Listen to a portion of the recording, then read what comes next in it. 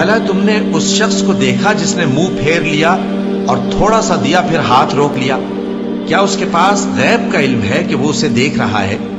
کیا جو باتیں موسیٰ کے صحیفوں میں ہیں ان کی اس کو خبر نہیں پہنچی؟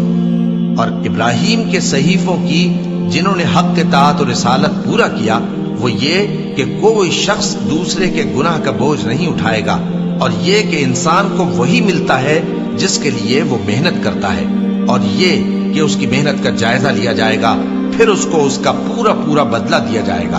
اور یہ کہ تمہارے پروردگار ہی کے پاس پہنچنا ہے، اور یہ کہ وہ ہنساتا اور رلاتا ہے، اور یہ کہ وہی مارتا اور جلاتا ہے، اور یہ کہ وہی دونوں جوڑے یعنی نر اور مادہ پیدا کرتا ہے، یعنی نطفے سے جو رحم میں ڈالا جاتا ہے، اور یہ کہ قیامت کو دوبارہ اٹھانا اسی کا ذمہ ہے، اور یہ کہ وہی دولت مند بناتا اور وہی مفلس کرتا ہے، اور یہ کہ وہی شیرا نامی تارے کا بھی مالک ہے، اور یہ کہ اسی نے عاد اول کو ہلاک کر ڈالا اور سمود کو بھی، غرض کسی کو باقی نہ چھوڑا، اور ان سے پہلے قوم نوح کو بھی۔ کچھ شک نہیں کہ وہ لوگ بڑے ہی ظالم اور بڑے ہی سرکش تھے، اور اسی نے الٹی ہوئی بستیوں کو دے پٹکا، پھر ان پر جو چیز چھا گئی